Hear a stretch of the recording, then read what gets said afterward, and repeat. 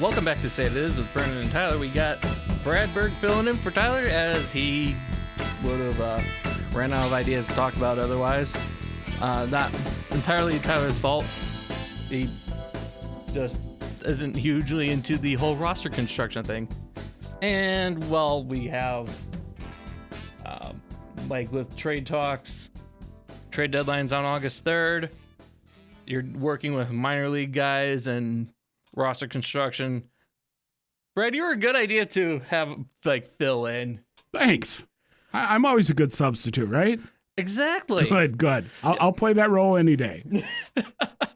Oh boy. So last week Tyler had brought up the idea of there was an internet trade proposal where Emerson Hancock would go over to Milwaukee for Andrew Vaughn and Tyler Black. I said that was a bad trade. That is not a trade that the Matt Arnold front office would do. That's just a no-go. No, it doesn't make sense to me. No. I mean, why would you give up, that kind of consistency to get Hancock? Right, and with Bauer's contract expiring, it makes sense to just have Tyler Black be the backup first baseman. Well, I think that, and there's just a lot of options at first base with the way the team is set up and the way the system is set up. That, yeah, you there's no need to make any major changes when you know you've got good things coming. Absolutely.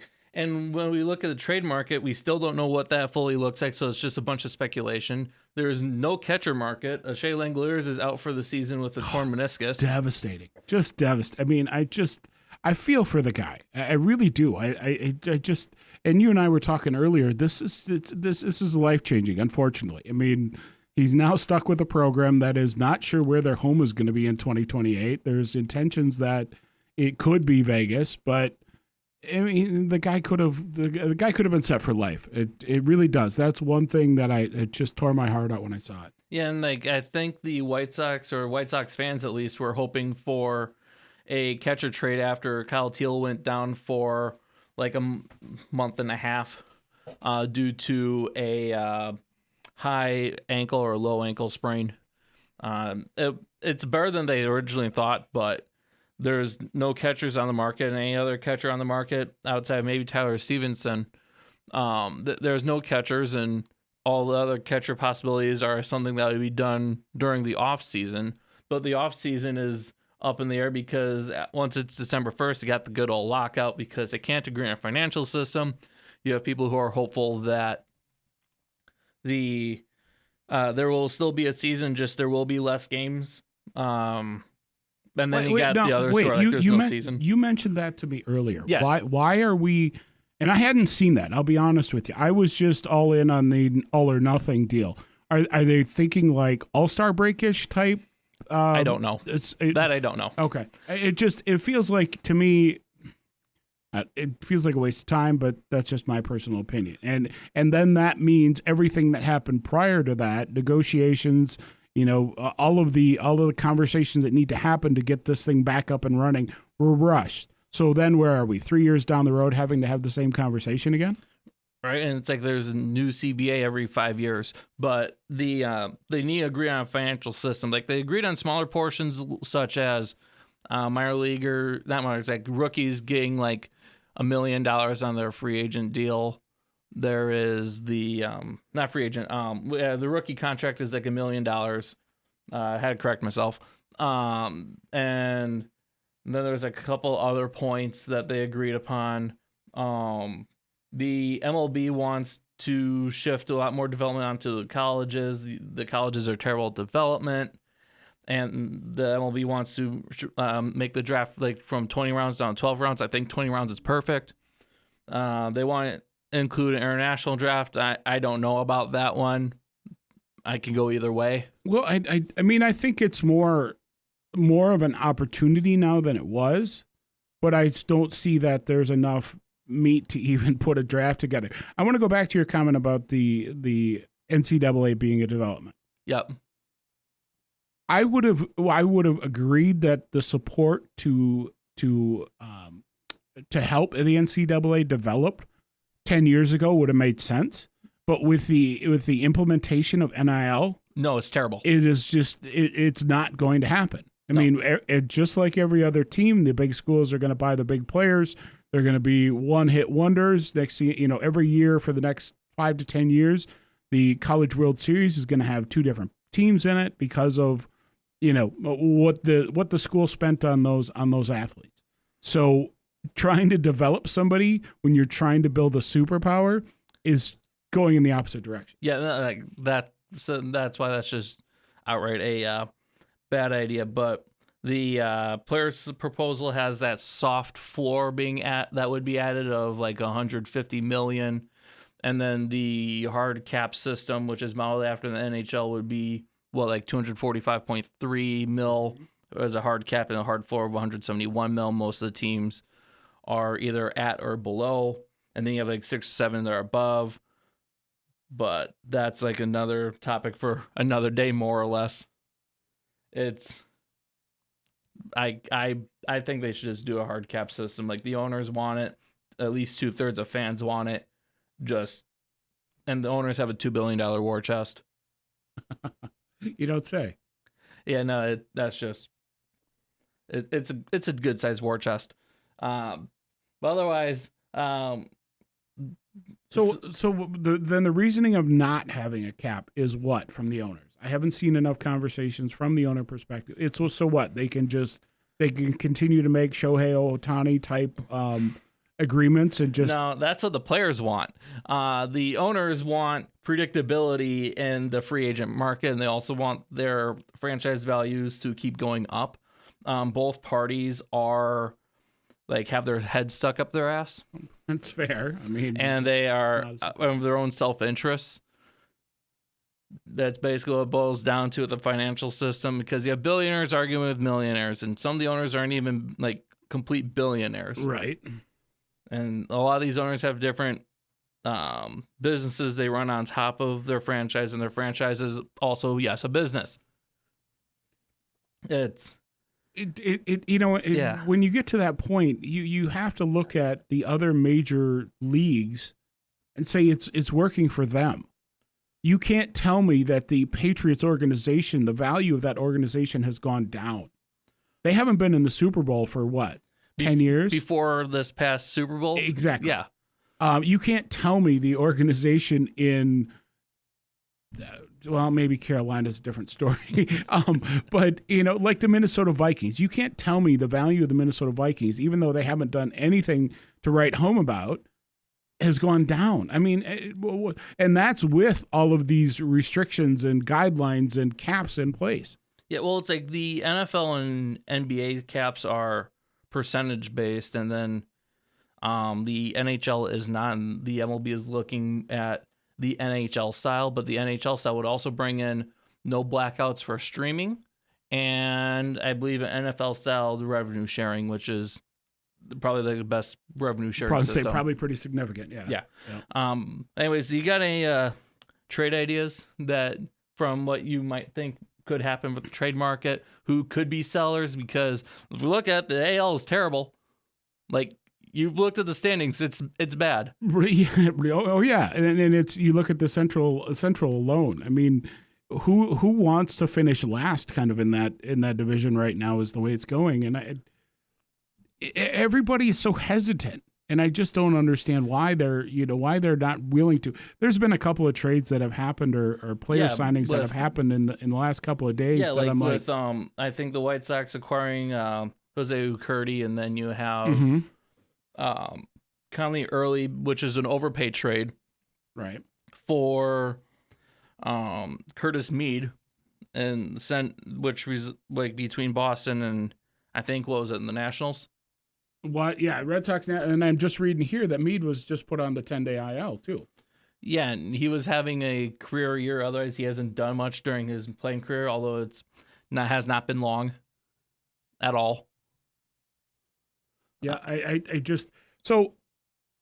I mean, I think we all know the big players right now, and I saw a percentage come up of likelihood to be in the playoffs.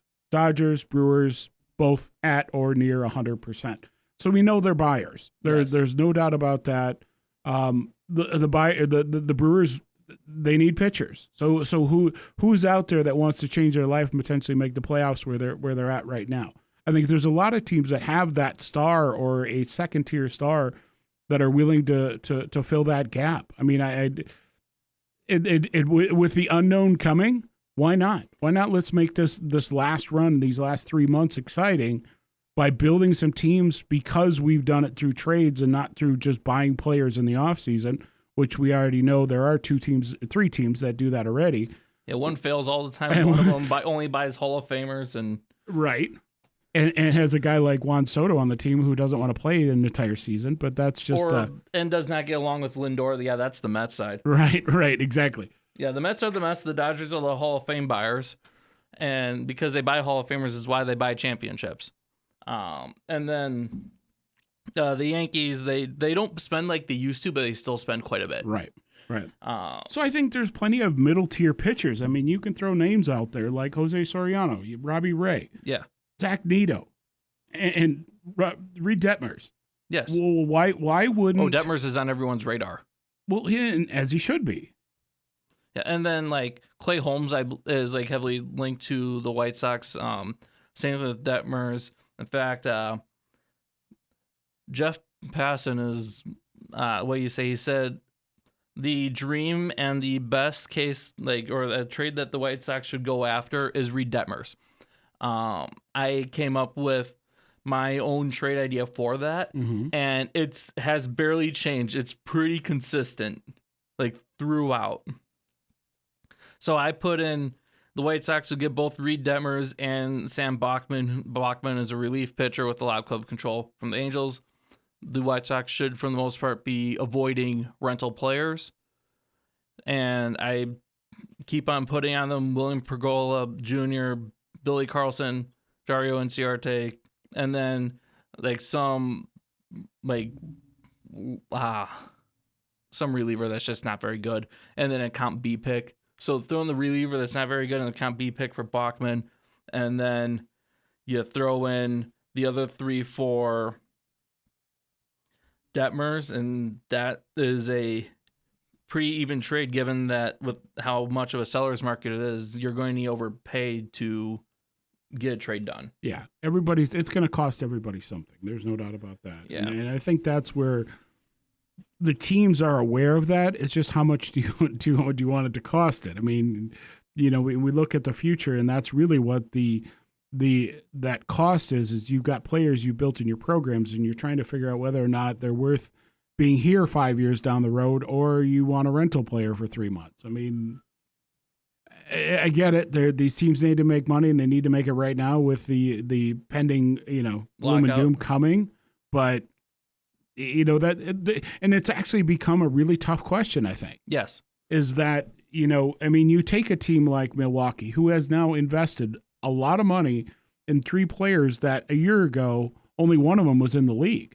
Yeah, and now all 3 of them are in the league and doing above average. I give all 3 of them credit. I mean, I think it took Lara a little bit to get used to just being on the stage, but he has come around. Yep. So I think that's where it amazes me, but it doesn't, that it didn't happen sooner.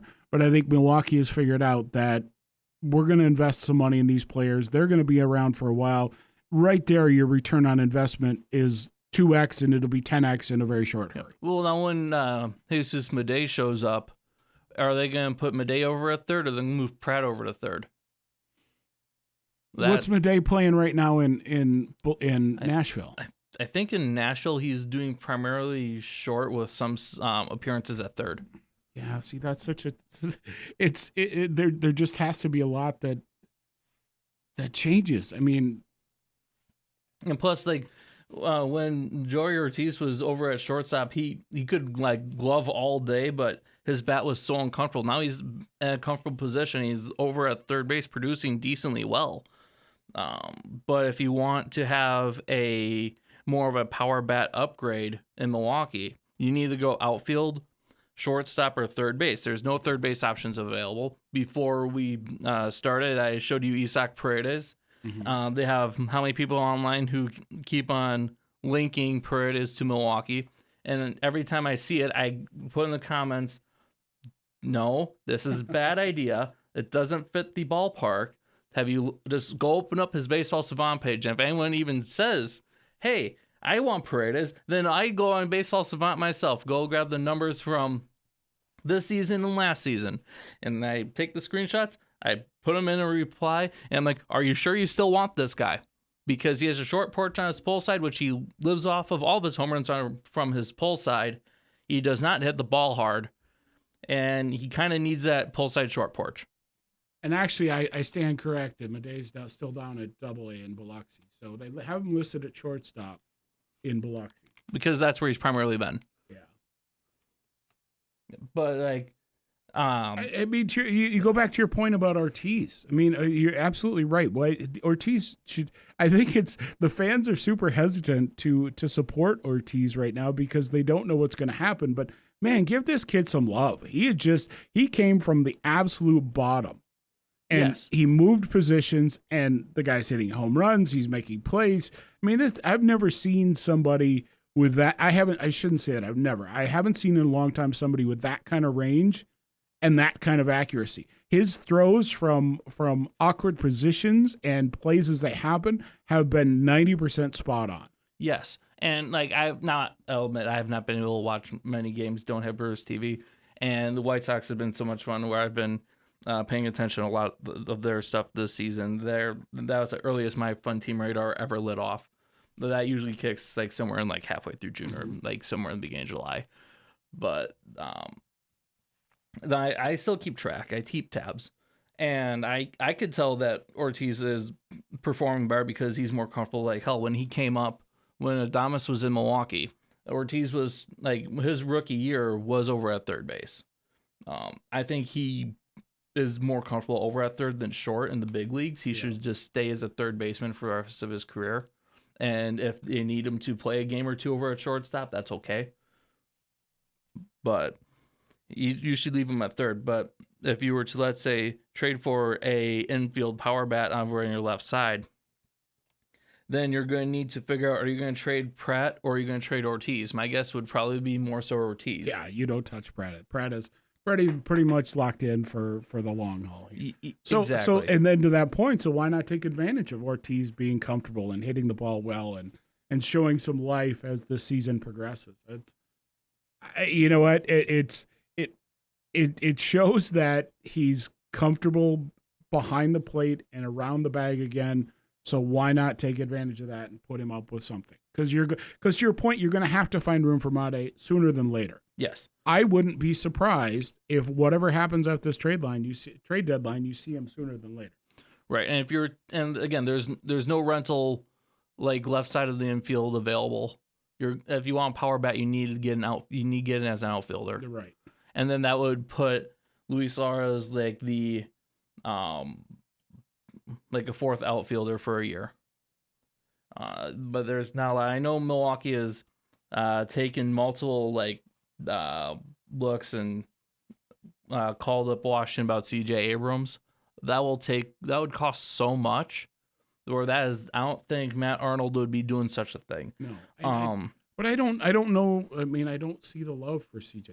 No, and with the Matt Arnold front office, each front office is different. So you know how with Doug Melvin, he would pull off like the Sabathia trade and a few other like massive name trades, right?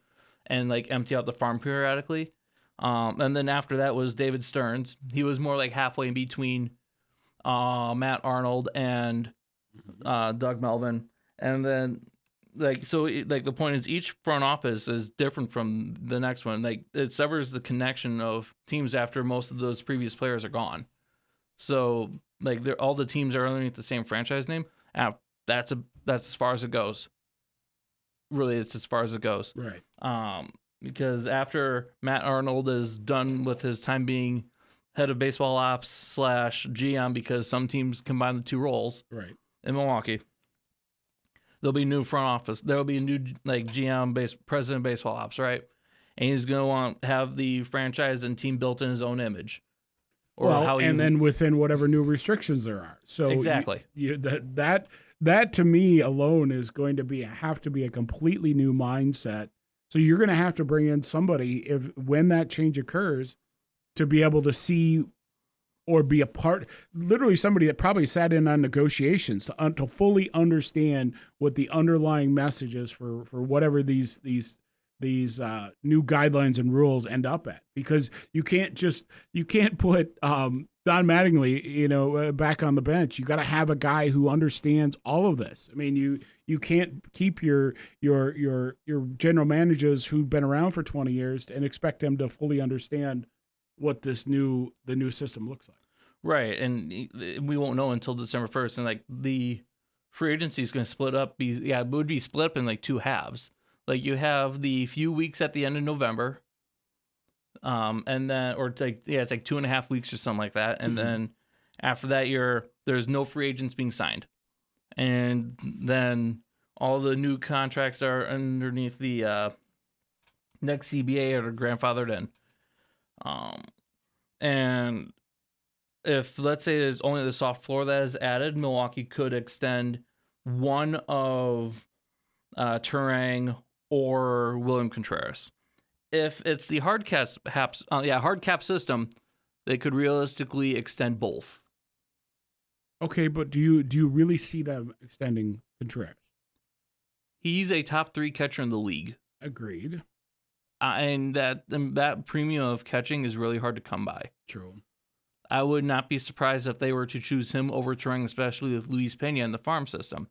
Now, I guess I was thinking just the opposite, that there's some good quality talent behind Contreras. Yeah, but would they perform at that same level is the question. It's tough because Contreras has learned how to control the game. So. Exactly. Now, the biggest ticket that could be on the market, we won't know until literally like August 1st or 2nd because of, again, how the AL is. Anyone who is more than 4 games behind in the wild card race are sellers. Anyone who's at 4 games back or closer are buyers, or are going to both buy and sell.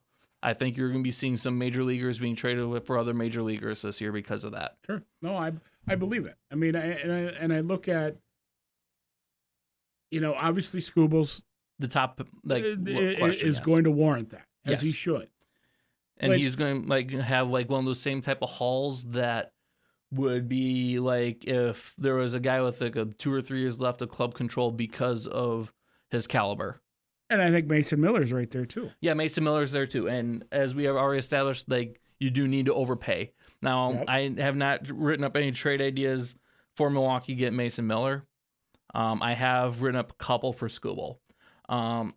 What Detroit is looking for is they're looking for a top-level prospect, 1 or 2 starting pitchers that are major league ready or are major leaguers, and they're looking at a outfield help, and then they would not mind having a first base ready to go for when Torkelson is no longer with Detroit, right? Okay. So what I recently came up with was Luis Pena, Robert Gasser, Logan Henderson, Josiah Ragsdale, and Luke Adams. Now, you could potentially remove Pena and Ragsdale and throw in there. I was thinking about this last night or this morning. They could potentially like replace those two with, where's the name again? Oh, Braylon Payne. Okay. Yep. Because like he's like the number 8 prospect in Milwaukee's farm system. He's an outfield prospect. So if now you might still need Pena anyways because he is like that high up on the prospect lists. But if Braylon Payne could combine like Ragsdale plus Pena for Skubal, then you got your 4 guys that would go to Detroit. And that would still be a slight overpay because of Henderson. Okay, so let's break it down. Obviously, Milwaukee's in the market for a pitcher. The Dodgers are not going to balk at picking up a top-notch pitcher. What's the difference of Skubal being in LA versus Skubal being in Milwaukee? Whatever Detroit would prefer from the farm systems, because Milwaukee is number 1 farm system, LA is number 2. Yeah. When it comes to looking at farm systems, I look at 3 sites. I use Baseball America. They're the best when it comes to farm systems and prospects. Right. I use ESPN, and then I also use MLB themselves. So before we started, I sent you a few screenshots where ESPN put Milwaukee number 1, Cleveland at Tampa 2, LA 3. Yeah. No, that was. Oh no, farm system. I'm sorry. Yeah, no. Baseball America had Tampa 2 and LA 3, and then MLB themselves had Pittsburgh 3, LA 2, Milwaukee 1, and then Milwaukee 1, Cleveland 2, and Pittsburgh 3 over at ESPN. Mm-hmm. If you have, let's say, a number 1 spot, and then you have a 2 or if you have like a number 1 from Baseball America, and then you have like a number 2 from either MLB or ESPN, then you have the number 1 farm system. Right.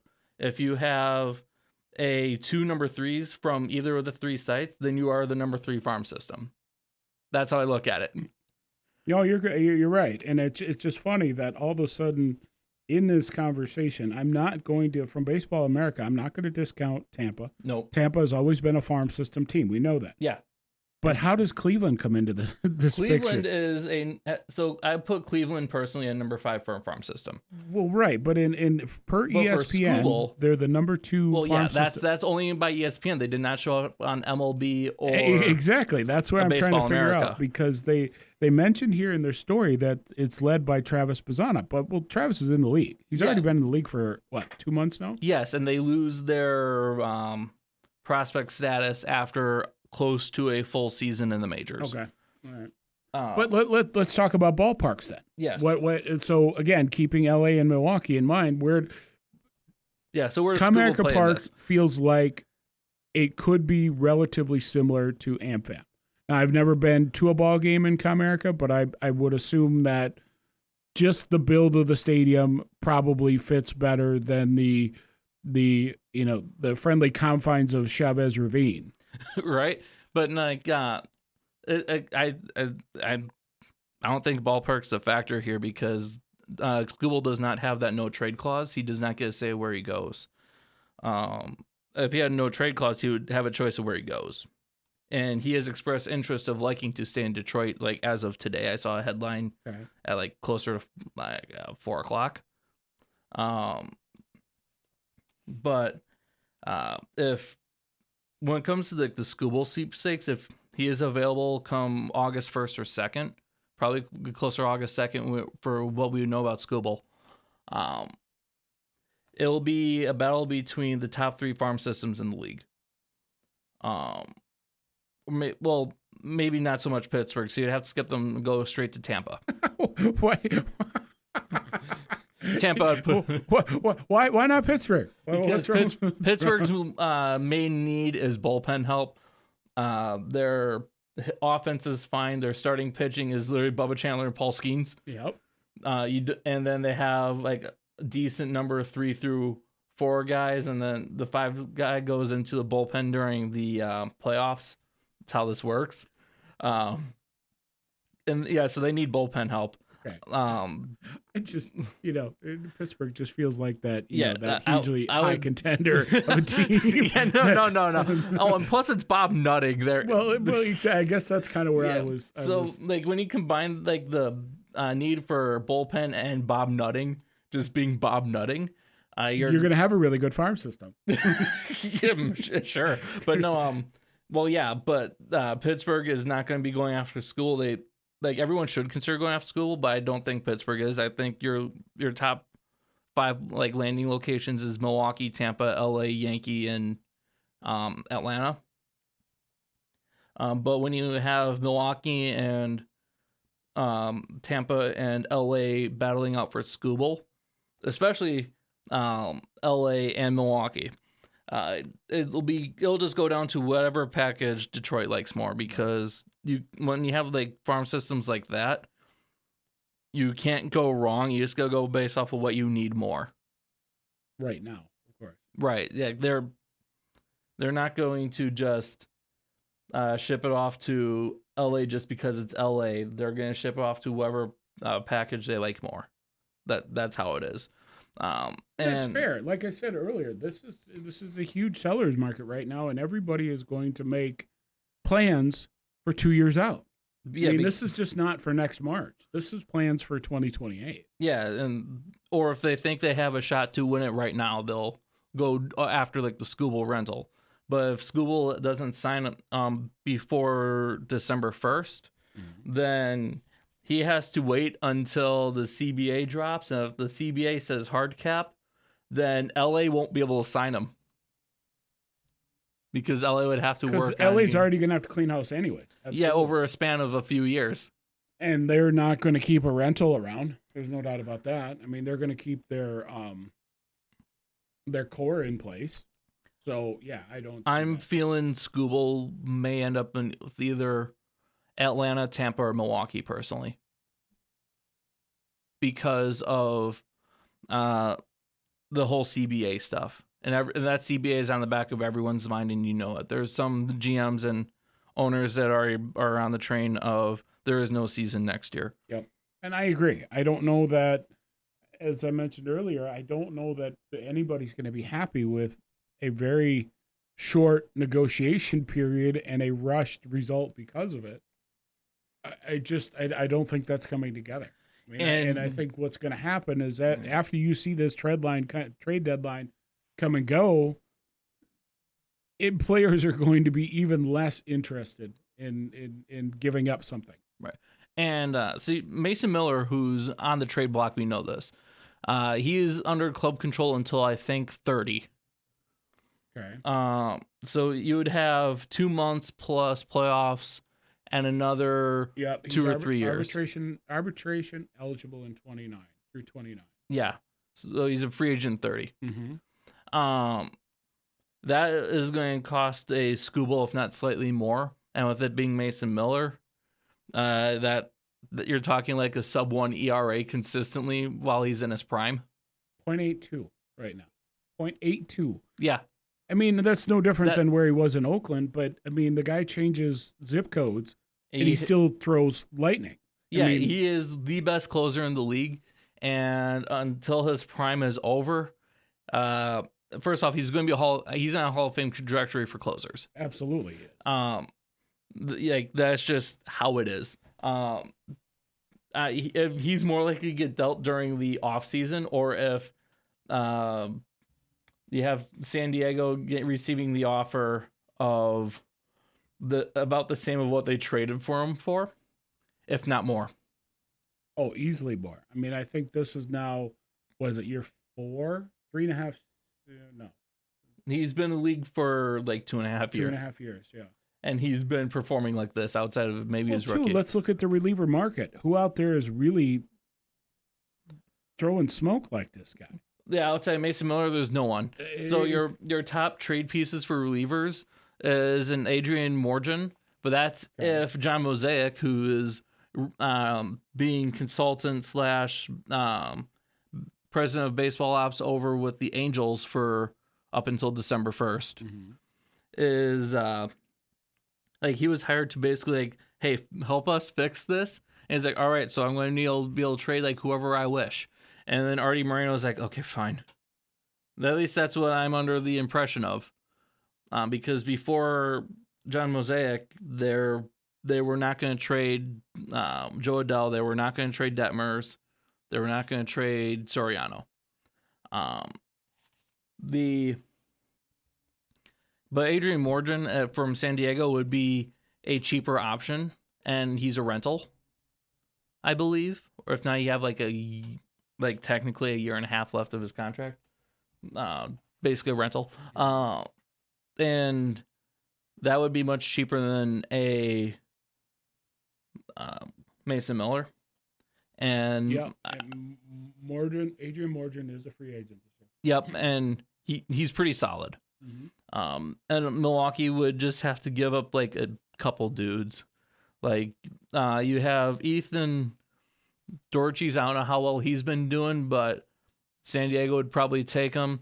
And then you have like 31, 32-year-old Thomas Pennon. Yes, he is still in AAA. You can go check the AAA roster, or you can check the if you have OOTP and hit live start, you can check there as well. Send them both over there. Milwaukee could easily get them. They obviously have the prospects, but otherwise for shortstops, because again, the whole CJ Abrams thing, Zach Neto would be cheaper. Now we are in studio, so Brad, over on one of the tabs, I made, there is a comparison between Neto and Abrams.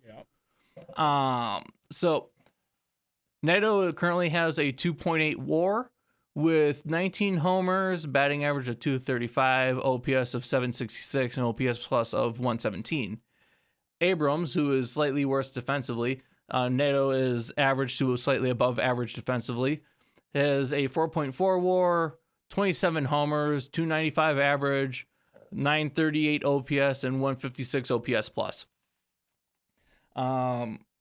Abrams will cost a lot more. He's the type of bat you build a franchise around.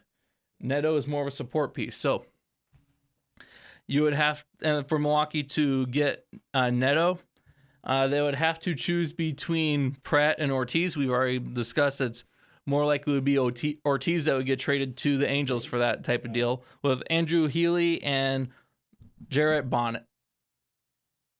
I don't know if you would agree with that type of package, but I think that's what it would take to get him. And you would have him for a couple of seasons. Well, I guess the bigger question is the Angels are sellers. Yes. Because they're not going anywhere. Yep. I mean, you've already mentioned now 3 players that are part of that rotation. You've got Morjon, you've got Detmers, and now you're talking. Well, Morjon is San Diego. I thought he was still in. He's not with the Angels. He's with San Diego. All right. Well, anyways, so you got 2 players that are part of the core system in Anaheim. I was getting Morjon and Soriano mixed up. Yeah. Why wouldn't they? I mean, it just feels like the risk reward of picking up Neto makes sense because the Angels would be willing to support their farm system accordingly. Right. And it would be a lot less. So why not pick up somebody like Neto? And then have someone either have Neto or have Pratt move over to third, and then have you got Joey Ortiz becoming the new third baseman of the Angels. I don't see anything wrong with that. I like that move. I feel like that there's you know what, there's a good change of scenery there for both of them. I think there's some pretty solid numbers coming out of Neto, and maybe not being on the West Coast may help. I mean, I'm guessing Angel Stadium is probably a big ballpark. I'm pretty sure it's a pitcher's ballpark. Mm-hmm. Yeah, so those numbers would increase in Milwaukee, which is more neutral / hitter friendly when you include home runs. I mean, I find it tough that even so you've got Seattle, you've got Anaheim. Yep. Kansas City's a pitcher's park. Yep. Detroit, I think, is neutral / slightly favors pitching. Yeah, I think I've heard that too. I believe the Marlins are a pitcher's park. A lot of the West Coast teams have pitcher's parks. A lot of them.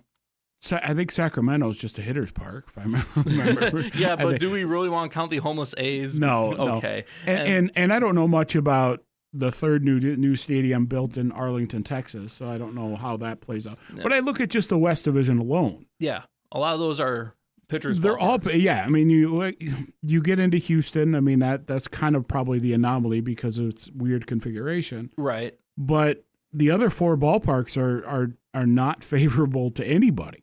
No, unless you're a pitcher. Exactly, and which is why now you look at this list of trade deadline opportunities, and you've got a bunch of West Coast players out there that, one, their team isn't doing so great, so it makes complete sense, but 2, it's time for a change. And Zach Neto didn't pop up on my potential trade to Milwaukee until literally last night. I didn't pay much attention to him until I saw his name pop up a few times. I'm like, all right, let's check. Oh, not too shabby. No, not bad at all. So what's the story behind the stories you've seen or heard on with Neto? Abrams? Oh, Neto. Yeah. That he would be a great player to go to multiple ball clubs. I don't think he was linked to Milwaukee. I forgot.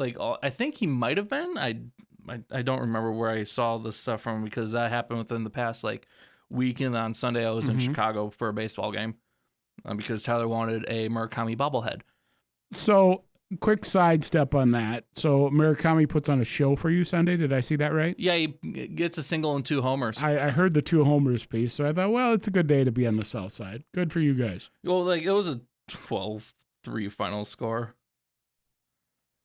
It's a good day to see the home team win. Right? Absolutely.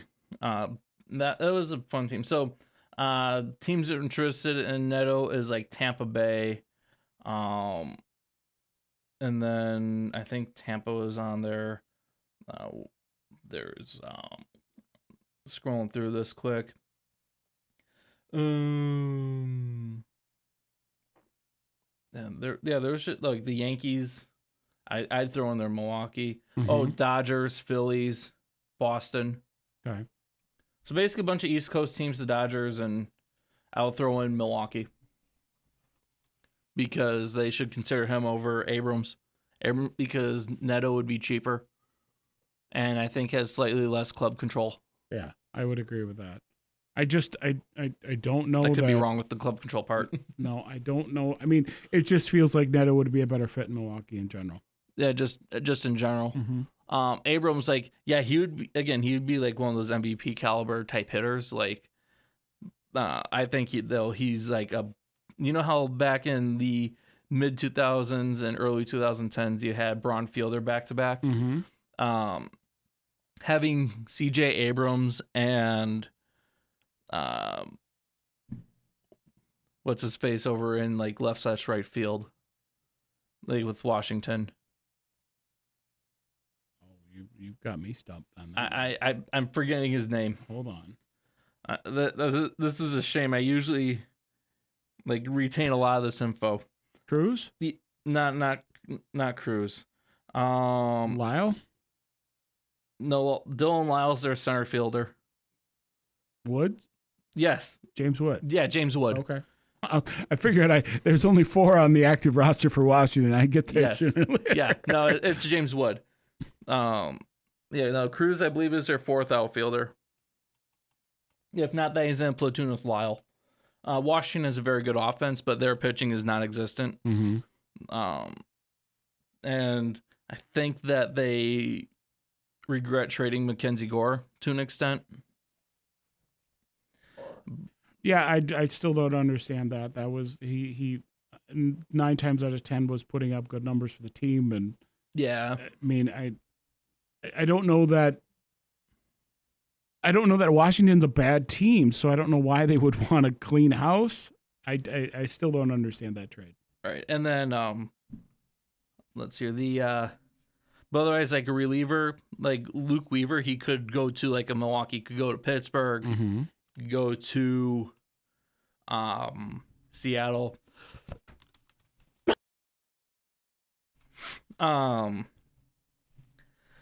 Then like everyone can use relievers. Relievers are so volatile. Right.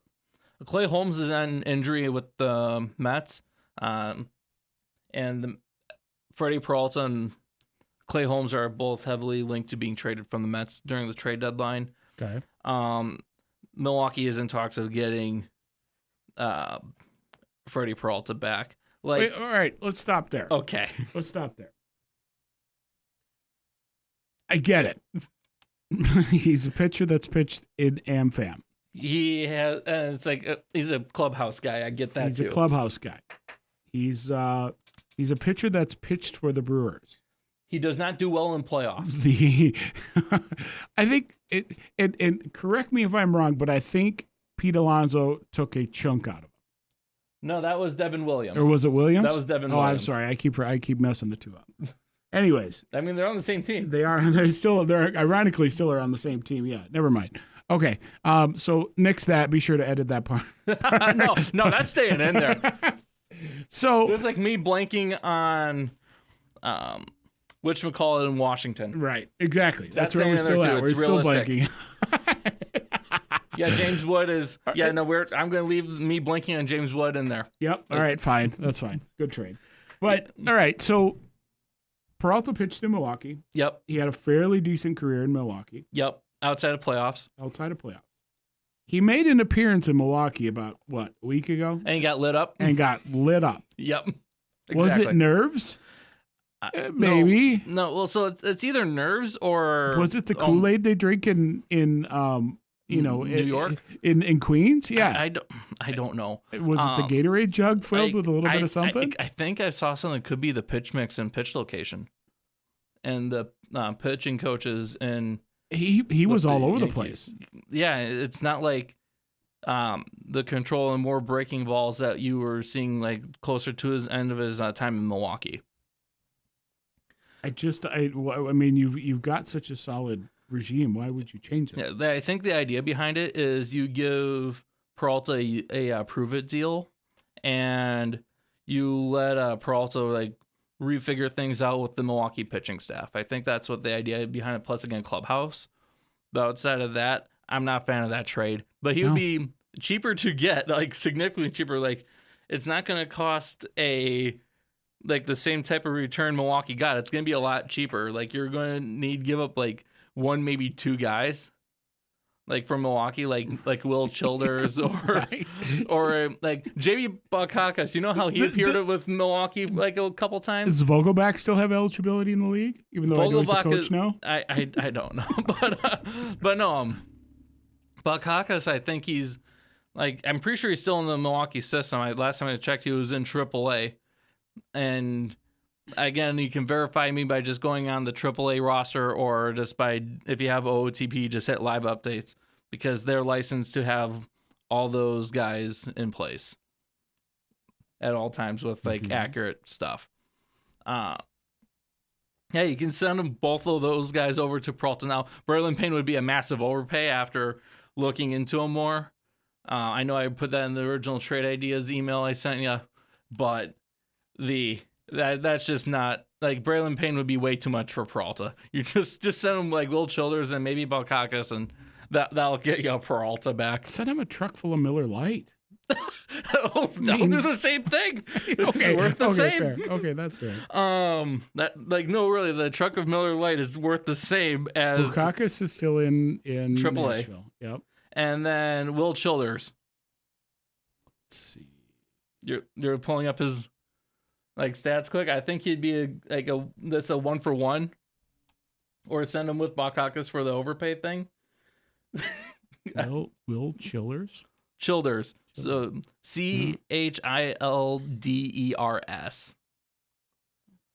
not seeing him in Nashville. No, I think he's in AA or High A. Okay. Leaning closer towards AA Biloxi. So let's go look at Biloxi here. Yep. So while you pull up Biloxi, I'll go over. You found it? No, okay. Yeah, he's in Biloxi. Okay, yeah. Otherwise, like Milwaukee for a starting pitcher could get Jose Soriano. He would be cheaper than a Detmers. Right. First baseman Mike Boev, Jason DeBerry, and then Travis Smith for Jose Soriano. That would get another starting pitcher in Milwaukee. Yep. And the reason why Milwaukee needs pitching is because they have so many injuries to their pitching staff where now you can actually say they don't have enough pitching because of those injuries. There's a threshold. Right. Like if there's like a few injuries, and even if there's a couple of major injuries, there's still a lot of pitchers available. Therefore, it's not exactly the not enough pitching problem because it's not like over half their pitching staff. No, this summer it's literally over half their pitching staff. Yes, that they do need pitching. Right. So let me ask this: is now the Cubs have done it as well on the last day by DFAing Tyone. Yep. Milwaukee should stay away from Tyone. No, I know. I'm not going that route, but I'm like, why are these two teams creating spots on their 40-man 3 days before the trade deadline?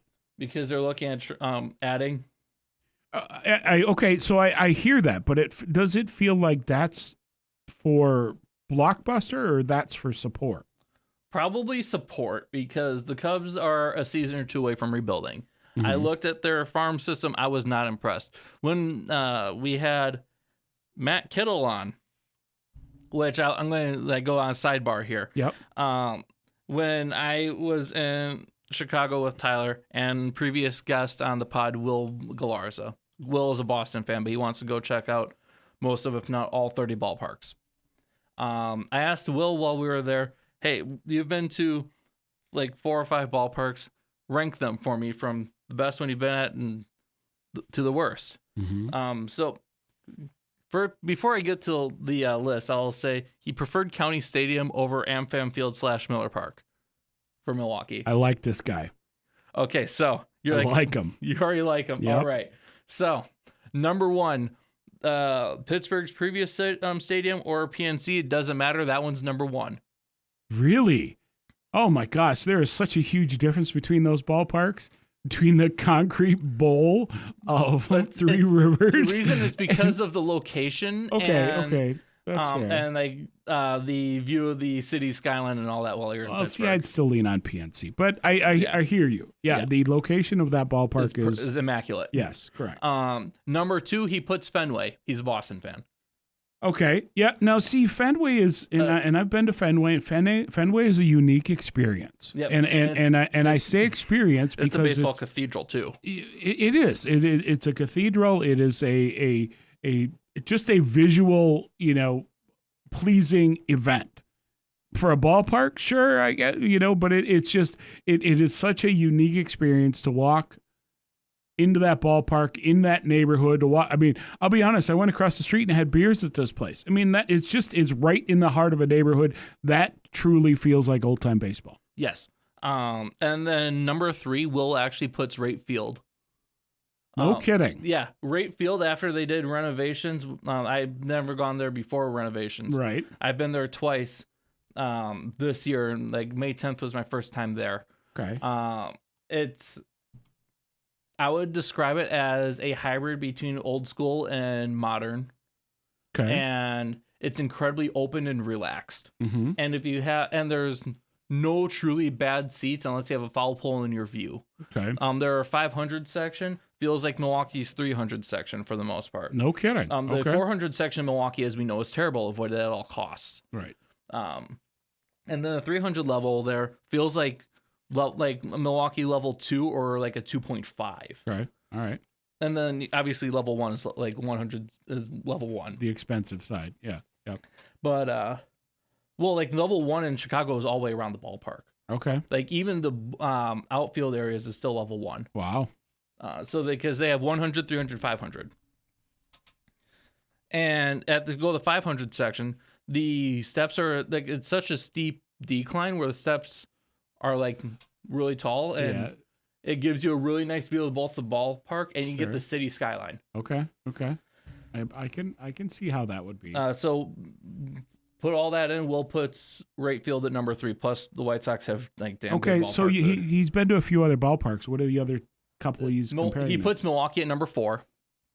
Okay. And number 5, he put Wrigley Field and called it a shithole. Yeah, and I think you and I were having this conversation the other day. I just maybe it's because I just don't like the Cubs and the Cubs organization, never really have, but it is you know what they should do? They should just put a glass cage around it and not do anything in there. Just have it a visual museum. Because the seats are uncomfortable in that place. There's you're walking through 2 inches of liquid. Who knows what it is? It's probably beer. It's probably pee or beer. Pee and beer, both. Yep. And it smells like it could be both. Yes. Yep.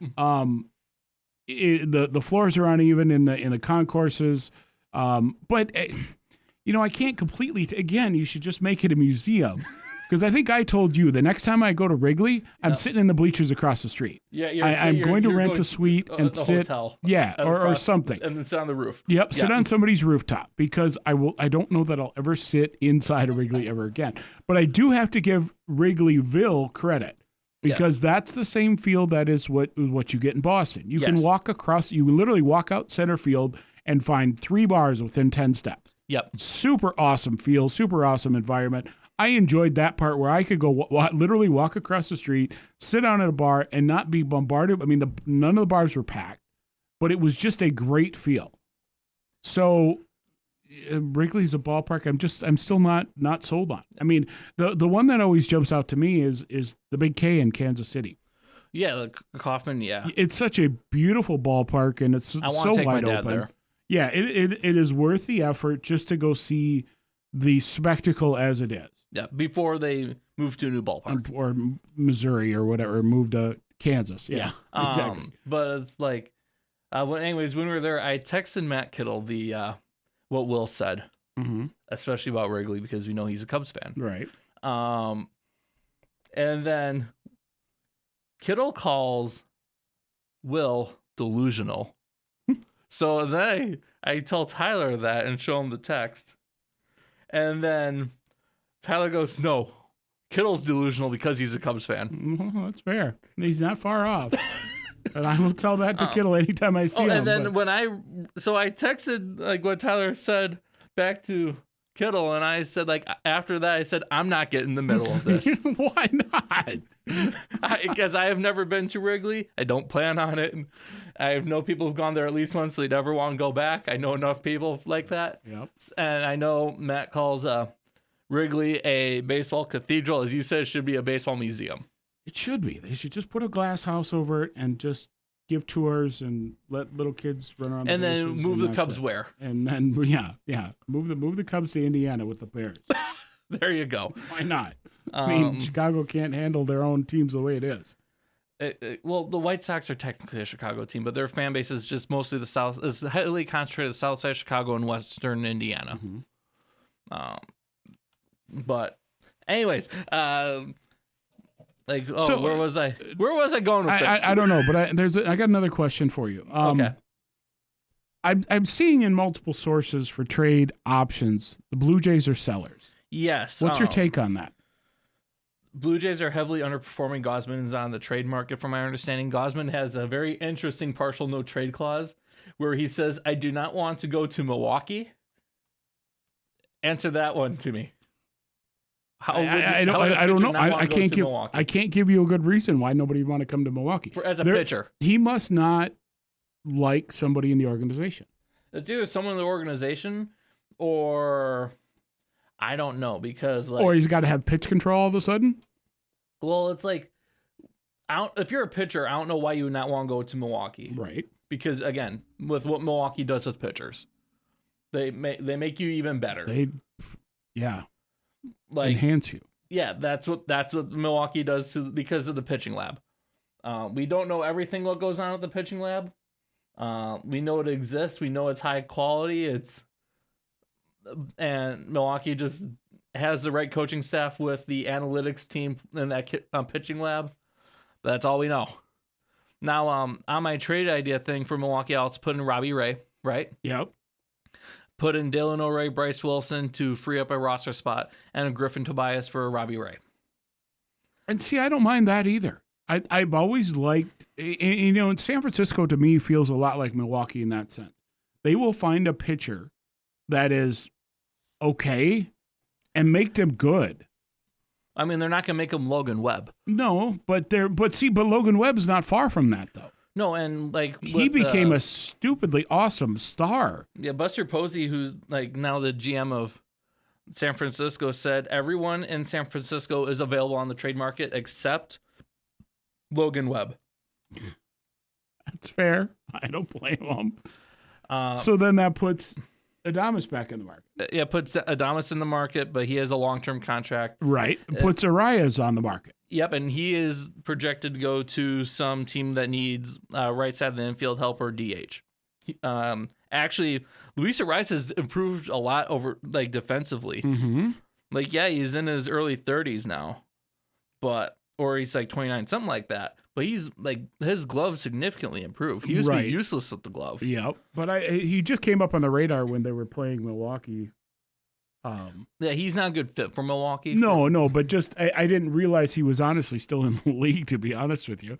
Well, because he kept on getting bounced around with 1-year deals that aren't being traded. Because he has all the contact in the world. His glove is now decent. Yep. He has 0 pop. He might hit 1, maybe 2 homers at most a year. True. Otherwise, he ain't going to hit a homer. He'll have a high batting average with some doubles. His OPS is going to be closer to 740 because of how many walks and how many singles and doubles he gets. Doubles does help with the slug, yeah, but that slug is small. Why isn't Dustin May on the Brewers market, on the Brewers radar? I don't know. I know St. Louis is shopping their expiring contracts. And he's one of them. Yep, same thing with Jojo Romero, but I heard our resident St. Louis fan, who's like on the national engineer team, say that he thinks that Romero might be on the injury. I have to double check that. Right. But I like Jojo Romero to Milwaukee more than a Dustin May. Dustin May, I think, would work wonders as a trade to the White Sox as a rental if they were to not get Clay Holmes.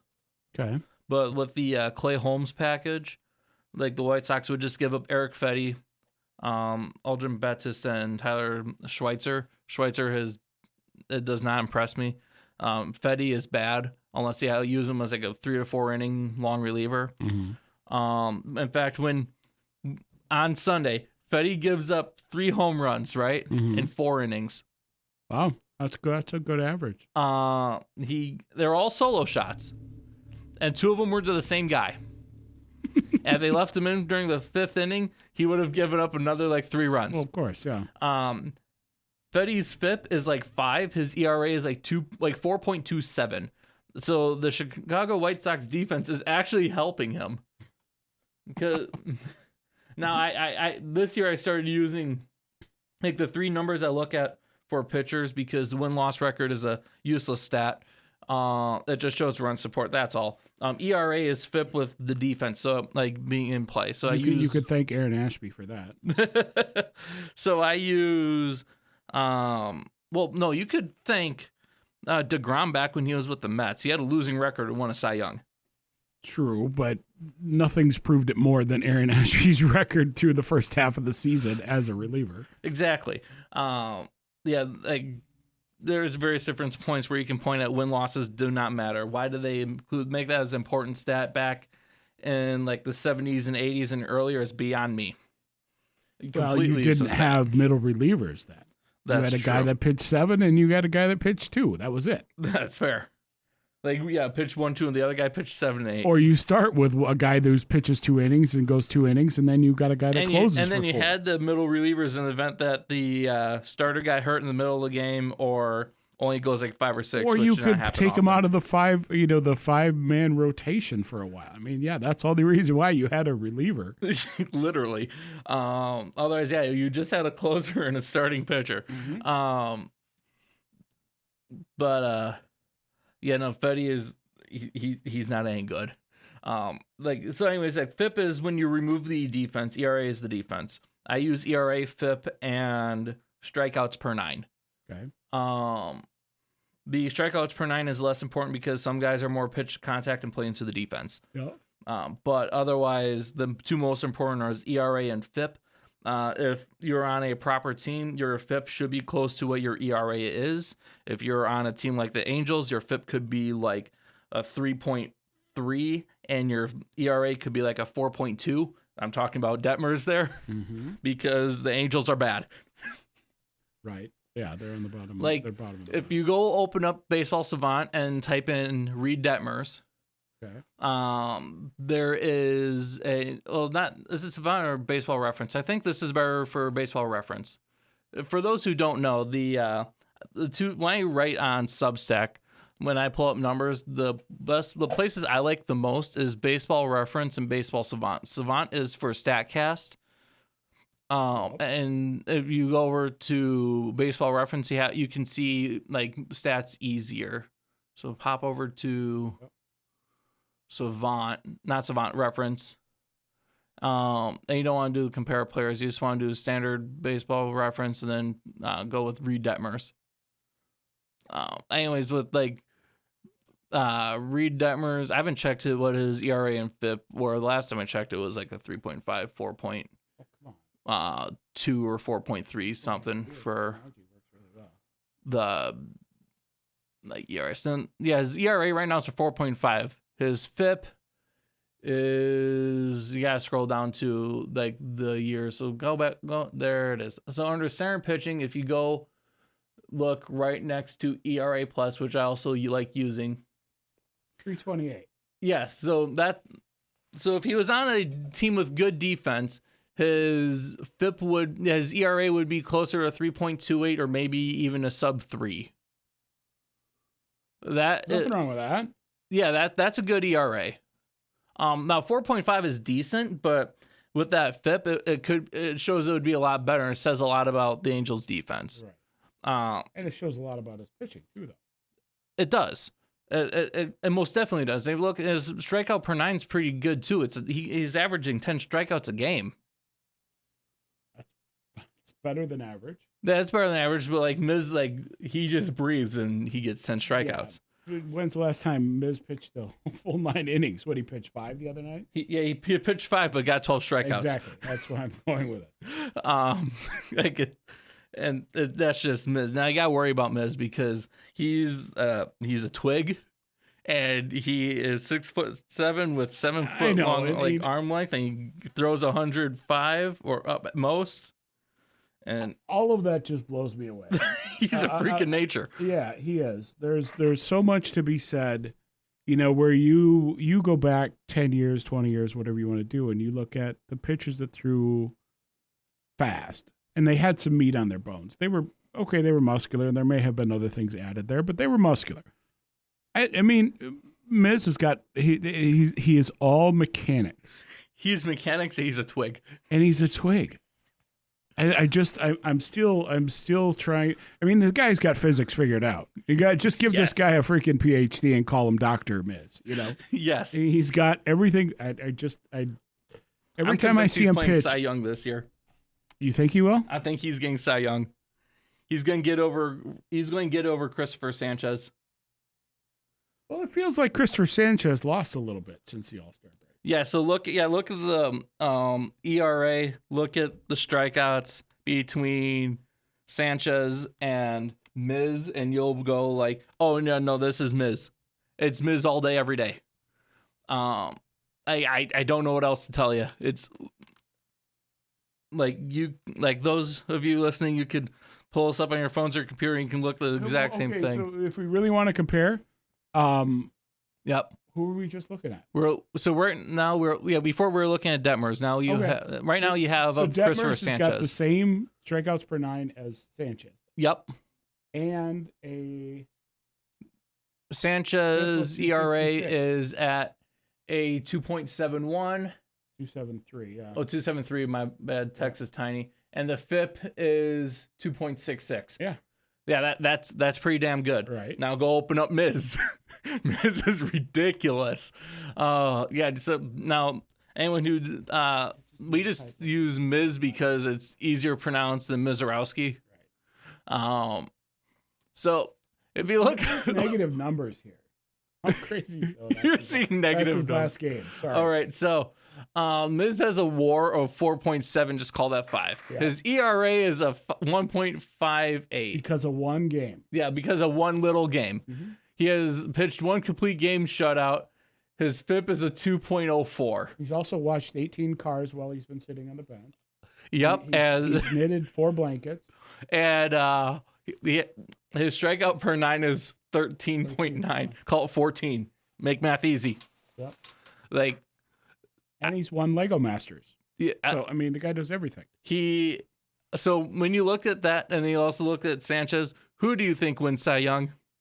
I mean, I know, and that's where I don't understand. As we go into the All-Star break, you put Sanchez above Miz in the national conversation. And then Sanchez falters in Milwaukee. They did play in Milwaukee, right? Yeah, they played in Milwaukee. And he falls apart literally I think it was like on Fox or something too. So it was a big game. Yeah. And he fell apart in that game. I'm like, so you guys are really telling me that this guy is it? I'm not taking away he has come from literally nothing because he had some pretty bad years in there. Yeah, and then he came up in the Tampa system, funny enough. Why Tampa decided to trade him is beyond me. I don't know. That was a bonehead move. I mean, that's Tampa's nature. Yeah, but Tampa buys and sells all the time. This is why I was going to try to write something on Substack about them. It's physically impossible because of how Tampa operates. So as I'm looking at Baseball Reference, I'm looking under the standard pitching column, and it caught my eye that the numbers were in italic and bold. Yes. So bold means the season totals include player-led league. Yep. So that's the National League. Yep. So he's got 1, 2, 3, 4, Just about 5, everything. 6, 7, 8, 9, 10. Yep. So he leads the National League in 10 different stat columns. Yep. And now you add italics to it, and that means he leads all major leagues. So now you've got 1, 2, He leads 3, everything. 4, 5, 6, 7, 8. Oh yeah, 10. Oh yeah. So he's okay. Yeah, he leads in everything. And as we already established, win-loss record does not matter. Like, it doesn't. It's a fun stat. That Yeah, shows but it's run okay to support. look at an 11-4 record, though. I mean, Yeah. Okay. So if you see a guy with like almost a 4 ERA with a 20-some wins, and then you see a guy with a that means he pitches on the West Coast as a middle reliever. or he was just getting a lot of run support everywhere else, right? True. Like, again, let's say the ERA is like a 4 to 4.3. The FIP is like a 3.9, and his win record is like he has like 20 wins on his stat record. Mm-hmm. And then you go look at a guy with a 8 and 9 record, with a ERA in the 2s and the FIP in the 2s. Yep. I'd buy him. Yeah, you would rather take the guy with the 2s and the ERA and FIP. Yep. I'd buy that guy. Again, duh. Right. And then so I did put together a fun trade package for Seattle that would get them Seiya Suzuki. I wrote about it on Substack, and I told Matt Kittle about it the last time he was on. But it would be Matt Shaw, Seiya Suzuki, and Jonathan Long to Seattle for Luis Castillo. Seattle has Emerson Hancock and Luis Castillo on the trade market because they have too many starting pitchers. Mm-hmm. But Luis Castillo has an albatross of a contract. They would need to retain or pay off like half that contract. Of course, yeah. Do you like that trade, or do you think it's a little too fun? Because that is an overpay. Why not? I mean, you have got And Seattle does need a... at about 500 ball right now, which is still in contention. Yep. Why not? I mean, you're obviously not getting enough to overcome the Rangers and the Astros, who are literally a game or two ahead of you in their standings. Yep. Why not? You know what? And with this, the story comes up more often than not, and I know I brought it up earlier. But a changery. Wow, I'm making up words here as we go along. But a change of scenery, 90% of the time is a good thing. Yeah, usually it is. Not always, but usually. So why not take him out of the not so friendly confines of Wrigley Field and put him out west? Why not? Right. I mean, give the guy a chance. He's a good ball player. Obviously, if the Cubs had locked him in, right. No, it's like I spoke to a couple of White Sox fans when I was doing DoorDash. Obviously, I spoke about this to Tyler. When it comes to the Cubs, Tyler does not like their fans for the most part. There's a few of them he likes. Others, the fans he doesn't care for. He doesn't like the front office. He only likes some of their players. Like who? Rizzo? Rizzo's no longer Mark playing. Grace? Ryan Sandberg? No, it's like the whole point is they have nice players. They have good players. They have nice players. They have nice players. That's where everything starts who? and ends. I mean, who do you? PCA is good, although he kind of is a head case. But who isn't in Chicago? You know. I mean, it seems like you've got. If you want someone who's like humble and nice and is pretty good, you're talking about Mune. Yeah. The White Sox should just extend him like to a 10-year contract before they limit the contract lengths.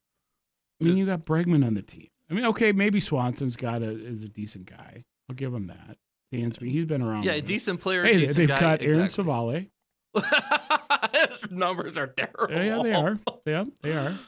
So what's funny with the Cubs, they need pitching in general, and they need an outfield bat. But at the same time, if you look at the farm, they don't have a farm system. They have a bottom third farm system. As I said, they're a year or two away from. They've got Colin Ray. What else do they need? 2-inning Colin Ray. 2-inning Colin Ray. No, yeah. So, anyways, they could get Ian Happ still plays baseball. Yeah. My goodness. Yeah, you're looking at a lot. Why am I surprised at this? So, and their roster's older. They're again a year or two away from rebuilding. If they might need to give up a bat, Seiya Suzuki is on expiring Oh, contract. that's why I don't know. He's only batting 200. My bad. That's why. So Seiya Suzuki is on expiring contract, right? Mm-hmm. Seattle needs an outfield. The Cubs need pitching in general. Castillo is reliable and pretty steady. That's why I think that would be a good fit. Seattle would retain half that contract. Now, because of Jonathan Long to become a proper backup first baseman, and Matt Shaw becoming more and more like Brendan Donovan, that would work quite nicely for Seattle. Now, they might have to package Emerson Hancock with that to get the other two. Otherwise, you could do a 1-for-1 Luis Castillo for a Seiya Suzuki. Yeah, I think that would be reasonable. And then Victor Robles to the Yankees for Cade Smith and Bryce Cunningham. Both of those guys, the Seattle would be receiving our pitchers, sure, but they have guys ready to be backup outfielders for anyone else. And Robles is 29. Just get a little younger there, or bring on an expiring contract, and you're good. Go through anyone else that I feel like going over. I don't have any other trade ideas. Do you have any trade ideas of your own? No, I don't, but I just feel like there's a big one coming. Yeah, you just feel like there's. You have that feeling. I feel like there's something in the water somewhere. It is. Except we don't know where it is. What did I tell you earlier? There's you sent me something earlier today saying there's smoke in the water and Scooble's going to Milwaukee. No, I said I feel like it feels like a Sabathia situation personally. Well, no, but same thing. I mean, there feels like a lot is leaning towards Milwaukee. But then I said, I was reading 2 or 3 different articles last night that said that the Dodgers have a trade package put together that they win 100 times out of 100 for Tarek Skubal. Yeah, and so this has gone back and forth for a week now, and trying to figure out who's going to be the landing spot. Yeah, because it's going to go down to those two teams in the end because of those farm systems. Well, right, but that goes back to your comment about overpaying. Yeah, somebody is going to dramatically overpay for something. Yes, and that's what's going to make it big. You're going to see a couple of big name players trade spots that you didn't necessarily think would happen, but because it's got to be those one plus players that have a recognizable name and have a decent stat line. Yeah, we go back to the fact that next year's not going to happen. Yeah, I don't think it's going to happen. So there something exciting has to happen here in the next 4 days. Yeah, and now imagine a Milwaukee rotation with Miz Skubal and Kyle Harrison. And then if Logan Henderson is not traded to Detroit, then you have him as number 4 spot. Otherwise, you have Shane Drohan. Imagine that as your 1 through 4 in the playoffs. You wouldn't have to worry about losing a series ever again. You still have to worry about a bullpen getting gas, but that's about it. Yeah, okay, so that's 1 out of every 5 games. No, that's true because Skubal can go 9 if he wanted. Yep. Miz goes until Miz can go 13 if he wants to. Yes, no, Miz will go until he just tells until he tells Murph, "Hey, I'm getting tired. I'm done." Yeah. That's how long Miz tired of looking at Contreras. Put somebody else in. Okay. No, Miz just goes my arm is tired. I'm done for the day. Right. Miz tells them when they're done. The last time Murph tried pulling Miz, Miz just looked at him and was no. I am finishing this inning. Yeah. And then Murph was okay.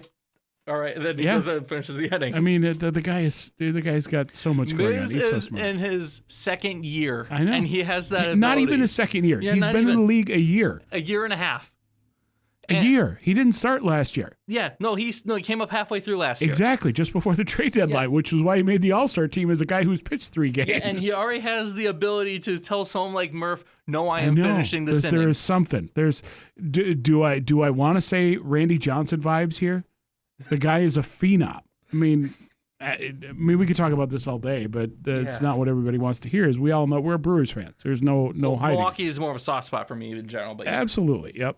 Well, it's what would you say your second favorite team is? Is it the A's? Is it Kansas City? Is it Detroit? Tampa? Oh, second favorite team. That's a tough one. I've lived in a lot of places where I've had the opportunity to see some pretty good teams play. You know, I've been to the Bronx and seen the Yankees play in Yankee Stadium too. I've been to Fenway and seen the Reds. You know, gosh, So Tyler's number one team is the White Sox. Number 2 is Milwaukee. yeah. Will's is number 1 Boston. Number 2 Milwaukee. It's gonna pain me to say it, but I'm gonna put the Twins on there. I've seen the Twins a lot, and I enjoy the Twins. Okay. I feel bad for the Twins. The Twins have a great The ballpark. Twins are signaling they're buying this year. Funny enough. How? They can't even pay the freaking concession stand people. It's the current controlling poll ad who said, "Hey, I want to have a winning team back here. That way we get fans excited. So that way I can invest." Right. So that means their farm system's going to be empty by the end of the year because they ain't buying players. Come on. You know what? They've gotten so bad that they've cut their beer and hot dog prices in half just to get people to come. And I saw a story last night. It's funny you bring this up. I saw a story last night that they did a Hello Kitty, was it backpack and lunchbox? Oh boy. You know, top reason why I'd go to the game. Hello Kitty, why not, right? But they did a promotion which was supposed to draw fans 18 and under. Yep. Stadium wasn't even a third full. Yeah, like they sold half the team last year. Well, right. So yeah, and so when and on top of it, they've cut beer and hot dog prices just to keep fans there. Yep. All right. I mean, they're not going to beat Colorado beer prices because you get a Coors Light in Colorado for $3. Yes, you can, and it's good. I've told you my story about Colorado. I like Colorado. I like the ballpark in Colorado. No, that's not a ballpark. It's a bar. It is a bar. The Rockies it is don't a play damn in a good bar. They play at a bar. Yep, they do. They do. But yeah, I mean, I liked. You know what? And my heartfelt enjoyment of the Twins comes from the Metrodome. Gotcha. That was you know, you talk about museums.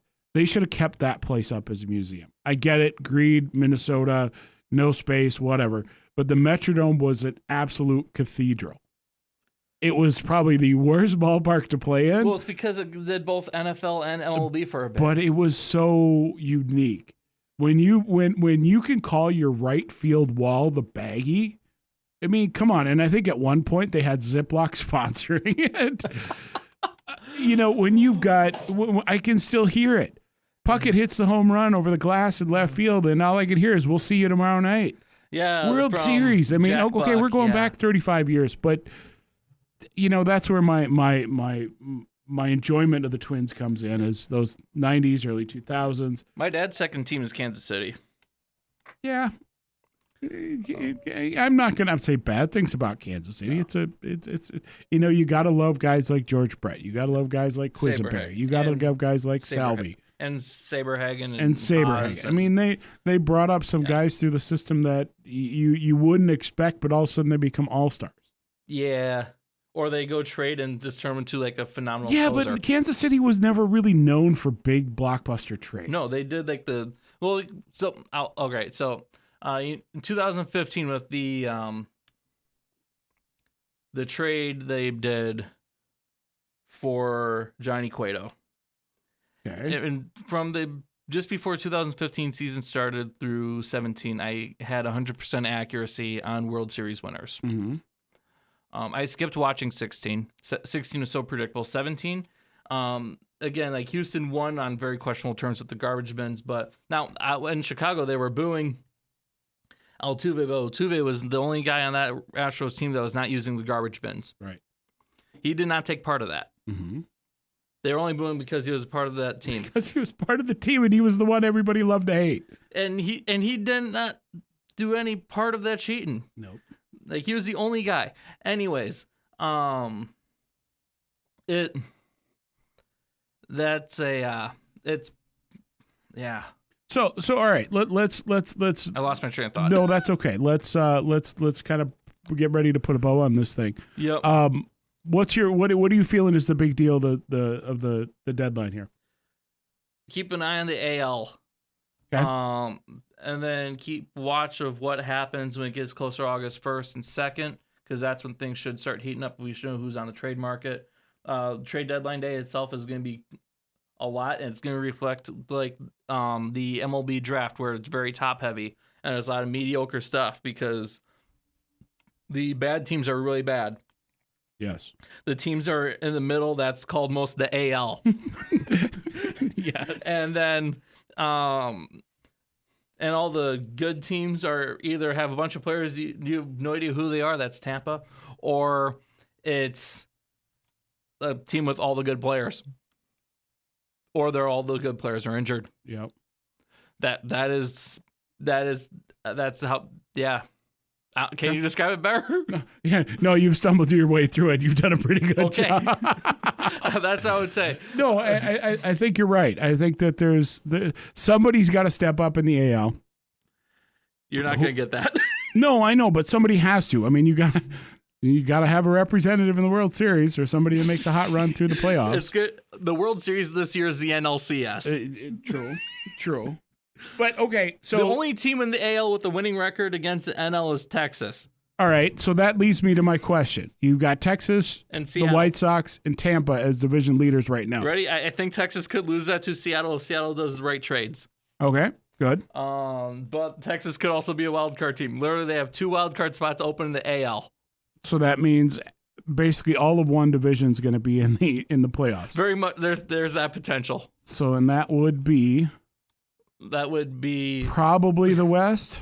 No, the West would only have 1 representative. Okay. Because that's the worst team in the league. You would think it's the AL Central. No, it's the AL West. Yeah. No, you're right. It would be the Central that will have more than 1 representative in the playoffs. No. What? That's the East. Oh, yeah. Okay. Because wow, I can't. Because you got Tampa, you got the Yankees, you got Boston, who had a 15-game win streak. Right, and they're all above 500, so that's fair. Okay. And then like the last. So you're going to have all Steinbrenner-owned teams in the playoffs. Got it. You're saying Steinbrenner owns Boston? Yes. I mean, that's what Will would argue because of Craig Breslow, who sold, who fired his leadership and traded them all away, and then gets fleeced in other trades. And the only trade he broke even on was the one he did for Garrett Crochet. Okay, so going back to your comment, Seattle does the right things. They're the clear winner in the AL. Is that what I heard? Yes. Okay. All right, that's fair. If they don't, then it's going to be Texas. Let's play National League roulette then. The NLCS is going to be LA versus likely Milwaukee. All right. That is your World Series. Right. So 2 games in LA, 3 in Milwaukee, and 2 back in LA. Or the other way around. How so? Because you really think that the Dodgers are going to stop winning games? No, they're not going to stop winning games, and Milwaukee is not going to stop winning games either. They are flip-flopping for who has the number 1 seed. Yep. And they're both on pace for over 100 wins. So who's got the better versus record? When LA is healthy and when they care, I give the edge to LA because of how many Hall of Famers they have. Okay. But if Milwaukee has Skubal, then all of a sudden it's a toss-up. Right. Okay. Cool. Yep. All right. So I'll put all the socials in the description, and then on places like Apple, Spotify, and iHeart, hit follow, like, give a rating of 4 stars if you don't like us, 5 stars if you like us. No, 5 stars. 5? Don't give them an option of 4. It's always 5 stars or 0. Well, it's for the algorithm. Okay, got to play the game. Yeah, it's the algorithm. All right. And then you can subscribe on YouTube, do that, and you can also listen on Substack. Until next time. Go sports ball.